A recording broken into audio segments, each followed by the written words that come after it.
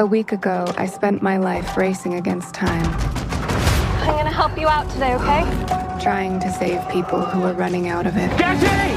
Until one moment changed everything. Come on! Welcome back to the land of the living. I don't understand what's happening. I've been having visions. I knew he was gonna die. I think I'm seeing the future. And what would you do if you could see into the future? Would you change the course now, or would you leave it alone?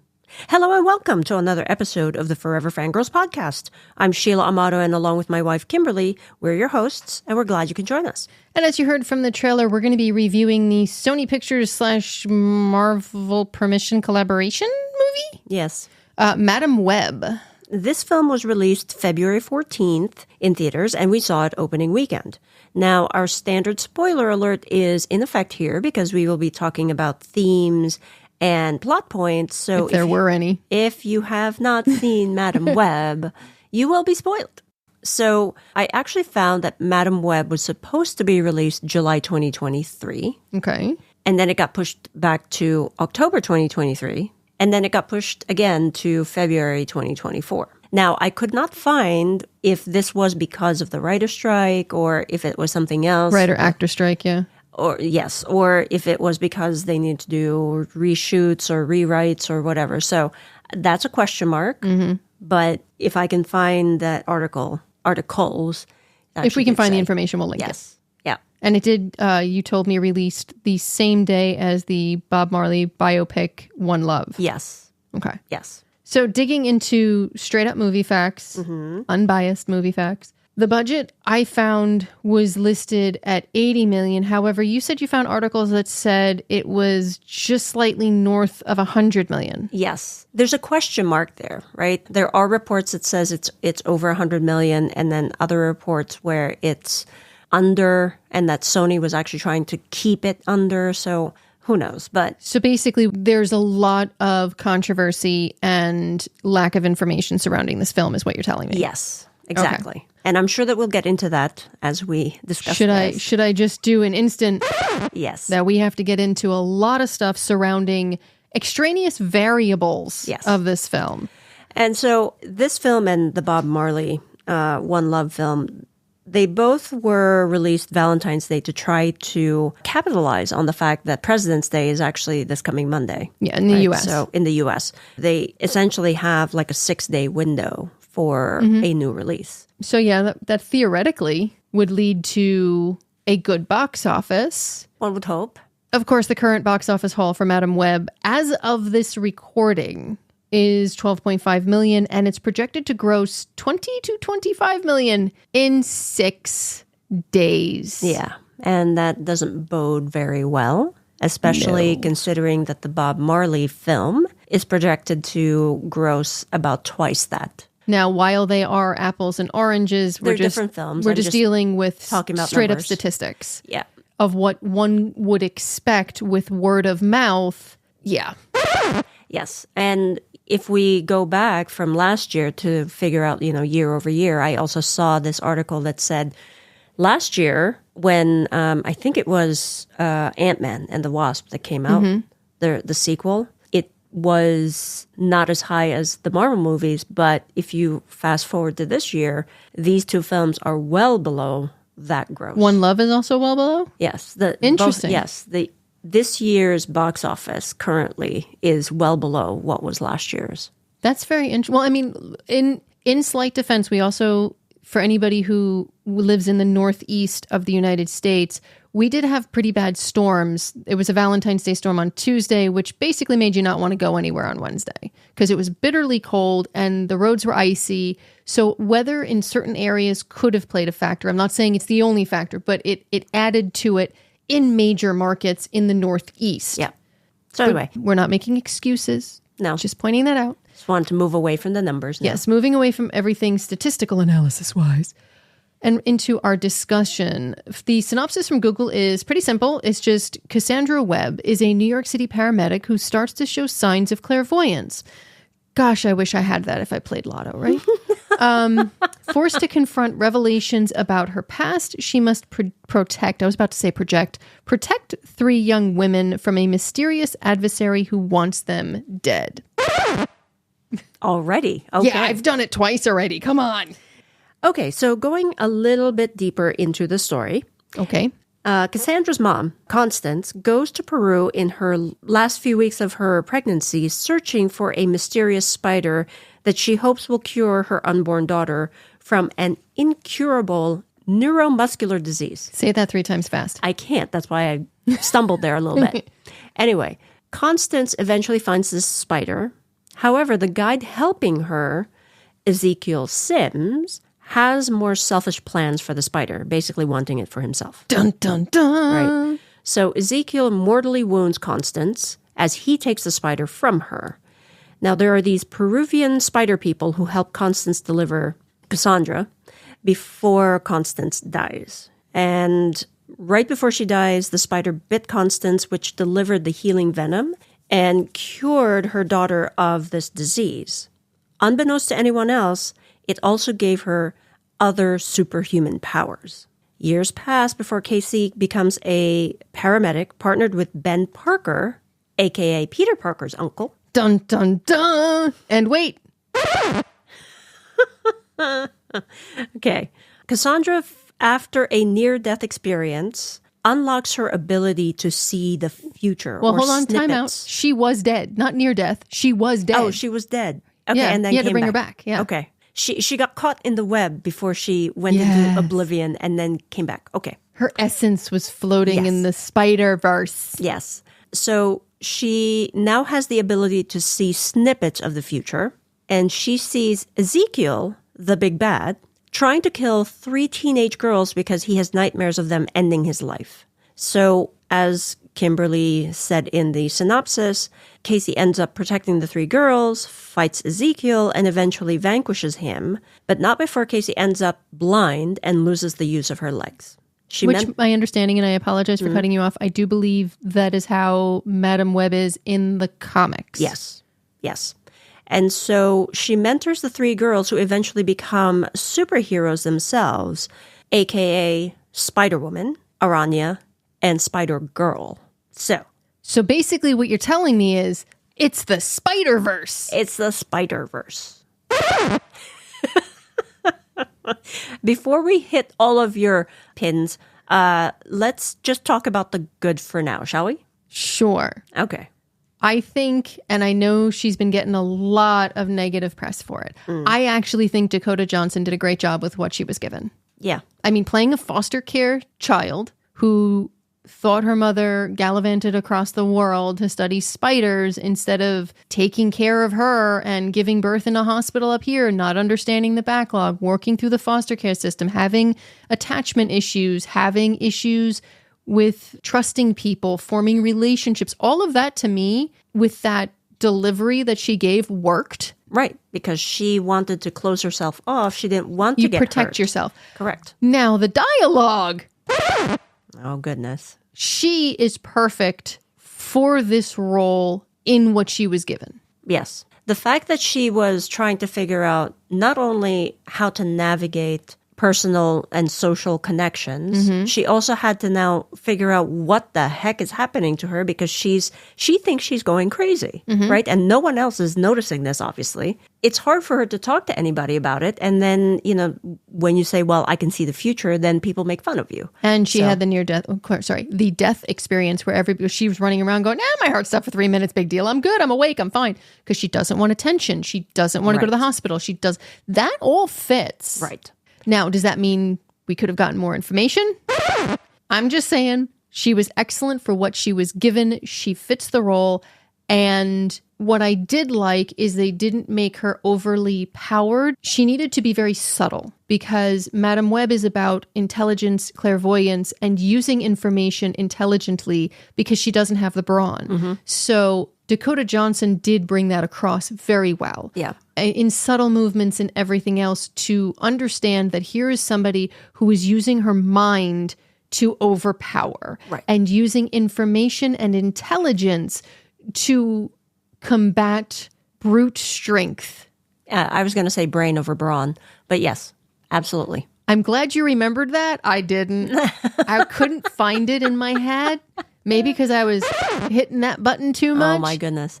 I'm so sorry. Anyway, I was going to say, to segue a little bit to the other characters, there's a great parallel between Madame Web and her 3 charges.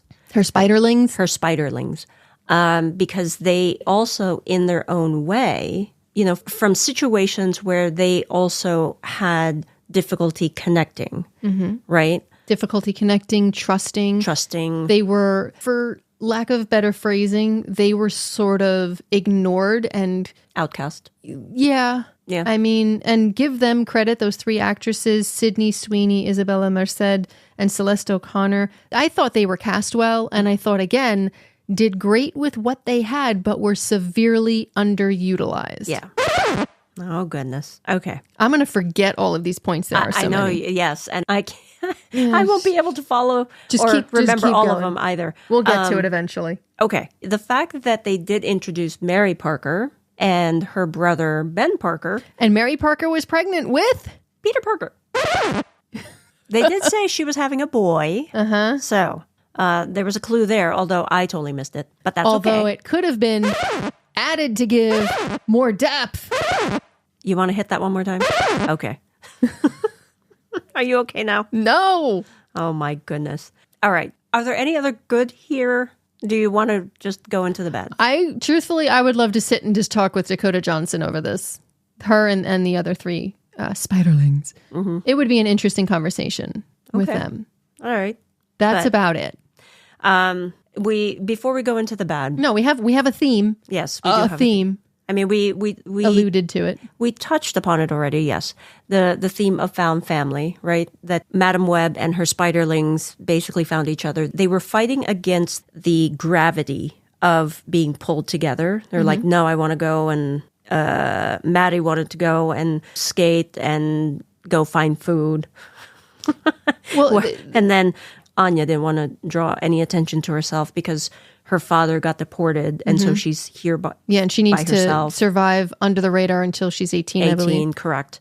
And then Julia, her parents are divorced. Her mom is in a psych ward, whereas her father is now focusing on his new family and is just ignoring her completely.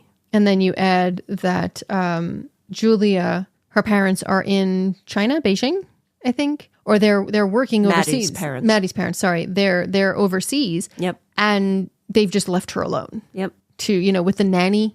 Mm-hmm. So basically, all 3 of these girls are younger versions of Cassie. Whereas Cassie made it through the system and has found her own way and found a job that works for her, that allows her to live her life. And she even takes care of a cat that she literally just calls Cat. Well, because it's a stray. But the point is, it fits the profile. Cassie helps people, but never sees them again, wants no connections with them, doesn't take accolades from them. She won't take the card or the little cardboard thing, the drawing on the construction paper from the kid. All of that stuff, it fits. Right. Who, interestingly enough, is the stepbrother of Julia. And Maddie flipped her off when she was, Cassie was driving the ambulance, rushing someone to the hospital. And Anya lives in her building. Yeah. So all of them are close enough. Connected. Yeah. The web is fanning out. What is it? What a horrible web we weave? Is that the line? Or a twisted web we weave. Yes. Oh my goodness. Okay, so. I just needed it for emphasis on the wrong syllable. Okay, fine. Should we go into the bad? I know you want to, so go. If you have an emergency, quack it. We have got emergencies here, people. The script is pathetic. It is weak. It is the biggest downfall of this project. We know the girls are being hunted, right? Why? Because he says so, and she sees it. The trailers also allude to it. Well, take the trailer out. Okay. Because the trailer showed basically the entire film in, 90 seconds. The villain is a bully. That's all he is. He says, they will take everything I have built. What did you build, dude? I know nothing about you. What did you build? You stole a spider, which creepy Peruvian people with spiders crawling over them totally made me itch in the theater. Neither here nor there.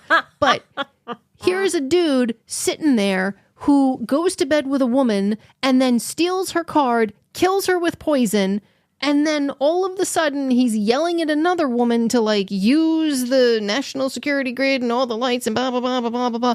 Well, why are we going after them? Because they will kill me. I have seen it. They will take everything I have built. Well, what did you build? Who are you?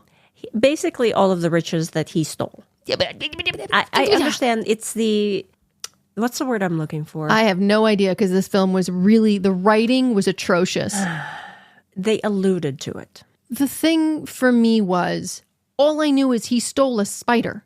Yes. And then it can give you superpowers, because we've seen it, but it doesn't necessarily do it for everyone, as we've seen for Cassandra. It gave her powers in a different way. Mm-hmm.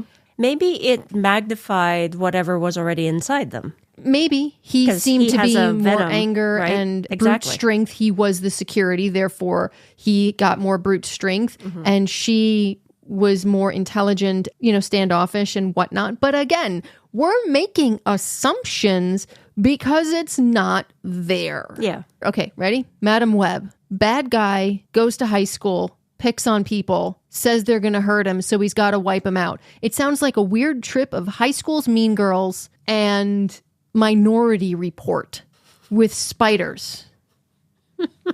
And did I mention I got itchy in the theater? Yeah, they were crawling all over her. Yeah. All right, so Tahar Rahim, who plays Ezekiel Sims, I don't know about you, but to me, it feels like he was miscast in this film. I mean, I don't know if we already spoke about it or maybe alluded to it, but it didn't feel like he was developed enough. He had a slight backstory, right? We knew he stole the spider from Cassie's mom.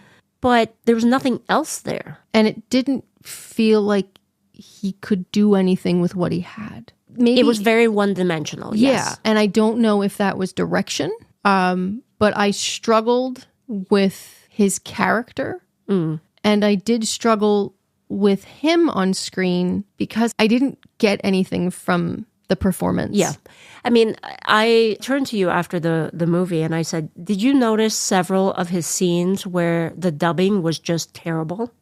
I did notice that. And I was like, wait a minute, is that a weird sound? Like either his lips were closed and the voice was talking, or the voice didn't match the lip movement. Right. And that actually was the thing that took me just completely out of it. I'm like, all right, this is not good. But the only thing that I took away from that is, he obviously was bitten by the spider, or he had the spider bite him, whatever the case may be. But his powers are different than Cassandra's. He has like poison when he wants to, as he touches you, whereas hers is the more intellectual thing. So again, brain versus brawn, right? That was the only thing that I think was a good representation of the differences, and maybe it manifested, what they already had in them. I don't know. I just looked at the character and the way it was brought to life, and all I got out of it was whiny guy doesn't want to lose something that he built that we don't know to three girls. It came across that way. It came across so flat, so uninteresting, and so empty. And I don't know why that was. If it was script, which we do know is very thin, we've already discussed that. If it was direction, if it was choice, I don't know. Yeah. And when you have a weak villain, it doesn't bode well, because then all of the things that you're trying to lay down, right, to establish, doesn't have that payoff at the end. So it didn't feel like the stakes were high enough. Right, exactly. Because again, if you don't know why they're coming after you, then so what? Somebody else could easily take whatever he built. Right. I mean, the woman who I don't even know her name was sitting by all the computers with all of the information and access to everything. She could have literally... Yeah, his assistant. She could have literally taken everything away under his nose and destroyed everything he built. The SEC can destroy everything he's built. I mean, what did you build? Anyway, okay. So continuing on to this, though, since we brought up the dubbing, the CGI was eh. Yeah, there were moments where I was like, ooh, that was bad. There were moments like when she's in the web, some of it's not bad. The end wasn't bad. Well, to me, the end where she splits herself into 3 pieces because she's finally accepting who she is mind-wise. Well, no, that was fine. It's when she was in the water. Oh, yeah, no, that was weird. Yeah, when she fell into the water. Yeah, that was just like, oh, what happened there? You know what it reminded me of?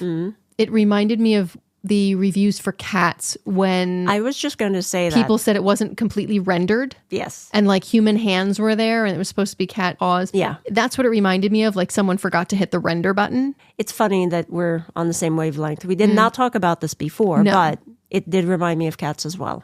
But there were also some spots where the CGI was like, wow, that's cool. So I don't understand why. It's like maybe it was rushed in certain points. I hope you remember all of your little pins. My closing is going to cover all of my pins, so I'm just going to let that hang there. All right. I am going to say I think the reviews are beyond harsh. I think there's a lot of valid points, but they're just they feel so much harsher than they needed to be. And again, I'm not saying that they don't have, some validity. Right. But at this point, it seems like, and I'm sorry if this is coming off oddly, and please, you let me know if you have seen the similar track record. Anytime there's a female-led superhero film or a female-led film, Ghostbusters, even if they're not great, which, again, this film is not great, but it just seems like this vicious onslaught. Well, yeah. More so than even Morbius. And Morbius was bad. Well, I didn't see Morbius, so I can't. I did on a plane. I wanted to finish it to say I finished it because there were some people saying it was brilliant and there were some people saying it was atrocious. There was no in between. I'm very in between about this film. And it happens, like you were saying earlier, to women-led films, right? I mean, we saw that with Barbie. The difference is Barbie was a really great movie and it made over $1 billion. Well, so did Captain Marvel, and we still hear about how horrible and how Brie Larson is a pathetic actress and all of this other stuff. And then they've now referenced the Marvels. That again is another situation. And I'm not going to say every single female-led film gets this, because I have seen male-led films get this. I'm not saying it is a 100% emphatic issue here. I'm saying this seems to be the trend at this moment in time. Well, I'm seeing it more for female-led films, and I don't know, maybe that is the influence on me because I like seeing women-led films, strong female-led films. And diverse female-led films. And diverse casts. What's also interesting, and I'm going to deviate slightly because it's Sony and Spider-Man, and then there's Marvel, and then there's DC. Every time we discuss female-led superhero films, people reference Wonder Woman. Not the second one. 1984 was atrocious. But they always reference Wonder Woman as how to do it right. I found Wonder Woman to be a very well done film, excellent casting, until the last 5 minutes where, oh wait, you once again need a man to make you whole. And this is not about Wonder Woman. No, but right? my point is, do you feel that is an actual well-represented film that people should emulate, that Madame Web should have emulated? No, I don't think it should have emulated that at all, because the point of being a superhero is that you have it within yourself to overcome it. Yes, you might need help from friends and family, but you have your own power to get through it, whatever that it is, right? So again, for me, it's always the fact that women are portrayed as, or should be portrayed as, damsel in distress, and they cannot be strong and stand up on their own. That seems to be what is causing this attack, for lack of a better term. And we should just put a caveat in here. Disney Plus did release the Marvels on their streaming service. Yeah, and you told me I've about been this. seeing the reviews on social media of how people are going, oh, this is a nice, fun little film. Again, we said Because before, it's not Shakespeare. It's just a fun little film. And that's what it was supposed to be. Exactly. And that's what this is supposed to be. And There's other problems with it. I'm not going to negate it, but I don't think it falls at Dakota Johnson's feet. I don't think it falls at the female cast feet. No. And I don't think we can use it against other female-led films. And I think the issue runs much deeper than people are willing to admit. And streaming versus theaters is only one small aspect of it. Yeah. Any other bad that we need to touch on? For me, it was the Spider-Verse. You know, there was so many inklings throughout this whole thing, especially with Ben and Peter being born, that lead you to believe this is, oh, wow, they're going to be connecting the Spider-Verse and they're going to do it right. I mean, they did Into the Spider-Verse and its subsequent sequel. And those are very well received and they're very good. I was hoping that this would be the beginning of the live action. And it seems like when they want to do live action, they sputter. And I'm unsure if the studio wanted to do it or not, because it seemed like there were moments where it could have been brought in and it was yanked out and then it was ignored. It didn't feel whole. Yeah. I was more thinking that, because again, I did miss the fact that that was Peter Parker being born. I thought it was more building upon the fact that now there's going to be the Spiderlings and they're going to have their own But they're movies. part of the Spider-Verse. Right. I was thinking more that it was going to be focused on them, right? And moving forward. Now, if there's going to be a sequel, who knows, right? Because we don't know. Yeah. Okay, so can we go into the cute? Because I really related to Maddie in this film. Like, she was always hungry, and you did not want to see her hangry. No, I am afraid of you when you're hangry. Yeah, don't mess with me when I'm hangry. Yeah, no, you want to know a superhero? She's got all that. My wife has all the powers under the sun when she's hungry. Yeah, so that was one. And then this is more heartwarming to me than cute. But at the end, at the hospital, when the nurse came in and was asking the girls, "Are you family?" And Casey just said, "Yes." No pause, like just said emphatically, "Yes, they're mine." Yeah, And I was like just that like, line. "Oh, I love it." It was one of, to be frank, it was one of the few lines, you know, of dialogue that actually were very powerful. Yeah, because there you saw that she finally opened herself up. All right. Anything else for the cute, the good, or the bad? I don't think so. I think that was enough, huh? Yeah. Oh, my goodness. Okay, so it is now time for our Forever Fangirls rating. Drum roll, please. We rate Madam Web 2.25 stars. This is a blended rating. Kimberly actually rated it as a 2.0, while I rated it as a 2.5. So, flop or not, can it develop legs to success? No! It is going to flop.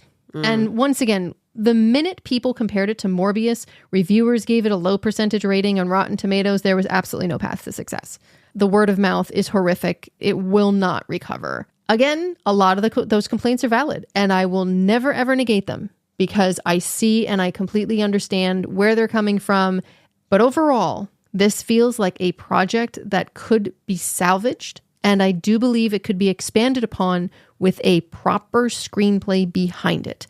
I can see a sequel that expands on the foundation and creates something much better than its first installment.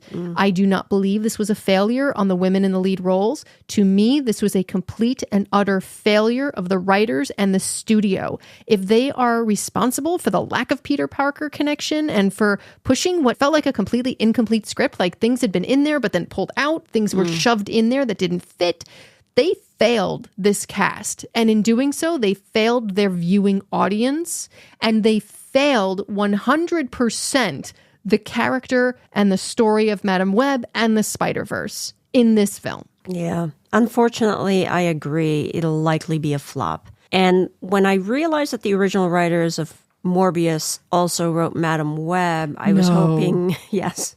Oh, that explains so much. Yeah, when you were talking about Morbius, I'm like, I didn't know that. I was so frustrated I didn't even look at it. Yeah. So when I realized that, I was hoping against hope that this would be better. To me, the movie does have some entertainment value. Agreed. Right? But like you said, the script is weak. The dialogue really wasn't that great, and the final battle scene doesn't feel earned because of that. The big bad guy isn't that big or bad. So it was like there's just nothing there character-wise.